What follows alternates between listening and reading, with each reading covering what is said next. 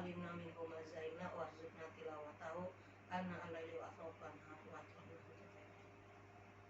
Alhamdulillah, sahabatku dimanapun berada, tidak usah takut jika ingin swab, jika ingin meyakinkan bahwa Anda itu sehat, karena setelah positif, lihat saya tidak ada hal yang saya sedihkan. Saya bisa melakukan kegiatan apapun, dari mulai bangun malam, sholat subuh, baca Quran, dan aktivitas pekerjaan sehari-hari. Jika kita lebih tahu awal dari posisi tubuh kita, maka itu akan lebih selamat dibanding kita membiarkan kita tidak tahu. Karena kehidupan normal ini artinya kita berada di antara virus yang sudah bertebaran, dibawa oleh orang-orang yang dia sendiri kadang tidak tahu, OTG. Terus kita juga ikut berkerumun, atau ya saudara kita, anak kita kerja di kantornya sudah berkerumun, di kantornya ada yang sudah OTG, dibawa pulang, maka otomatis anak, kakek, nenek, bahkan istrinya yang hamil pun ya bisa kena. Inilah yang disebut pengorbanan hidup normal di antara virus. Mungkin awal-awal kita ada pandemi yang disebut dengan PSBB itu tidak boleh kemana-mana, kantor-kantor ditutup. Nah sekarang semua dibuka, otomatis tidak akan bisa orang menutup atau menghindari virus, walaupun istilahnya udah jaga jarak, pakai masker, semua kita sudah melakukan protokol COVID, semuanya sudah melakukan. Saya yakin orang-orang yang masih punya cara berpikir normal, dimanapun dia berada akan menggunakan protokol COVID dan tidak mungkin sembrono. Tapi ya tadi, virus sudah menyebar dimanapun berada, dan orang-orang yang membawa karier pun tidak tahu. Ya, itulah yang menyebabkan kita akan tertular. Dan akhirnya kita juga harus hidup normal. Setelah kita positif, tidak lagi sedih seperti waktu pertama kali pandemi. Kita tetap bersyukur kepada Allah.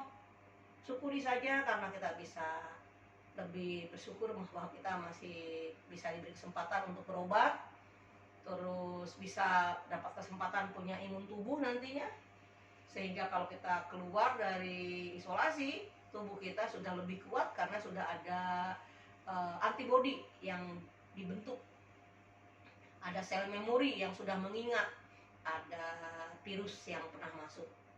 Jadi sahabat dimanapun berada, tidak usah takut, khawatir, apalagi merasa malu. Bahkan agama sendiri menyatakan penyakit menular itu orang yang meninggal karena penyakit menular adalah jihad ya, meninggal yang disejajarkan dengan orang yang jihad, artinya orang yang meninggal dalam keadaan baik. Jadi bukan sebuah keburukan, bukan sebuah musibah berat kalau kata saya. Ini memang hidup normal kita seperti ini. Dan saya merasakan dengan COVID ini banyak kehidupan yang berubah, dan berubahnya bukan ke arah buruk. Bahkan kehidupan yang sesungguhnya ini berubah malah ke arah lebih baik. Seorang guru yang tadinya gaptek jadi bisa punya kemampuan lain, karena mau tidak mau harus dipaksa belajar daring.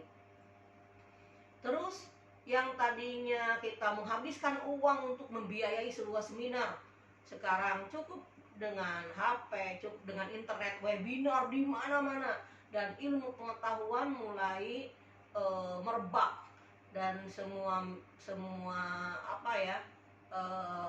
pengetahuan baru muncul di otak kita karena tiap hari webinar. antara bos dengan bawahan sekarang bisa bertemu setiap saat dan bisa saling memberikan arahan karena wabah ini. Kalau tidak ada wabah ini, kita akan pergi jauh, macet-macetan, hanya sekedar mendapatkan ilmu yang mungkin sedikit. Sekarang setiap detik, setiap saat kita mendapatkan ilmu. Nah, itu hikmah yang saya rasakan. Jadi saya tetap syukur kepada Allah bahwa saya mendapatkan banyak kelebihan dari situasi pandemi ini. Dan saya tetap bersyukur dan saya akan berusaha hidup normal, dalam arti saya tetap akan melakukan protokol COVID dimanapun berada. Dan saya himbau kepada saudara-saudara kami dimanapun berada, gak usah takut, berdoa terus kepada Allah dan jaga kesehatan, dan silahkan diswab biar kita yakin apakah kita OTG yang tidak jelas atau kita OTG yang sudah bisa harus dirawat atau ditangani dengan baik. Amin. Semoga bermanfaat pengalaman ini. Wassalamualaikum warahmatullahi wabarakatuh.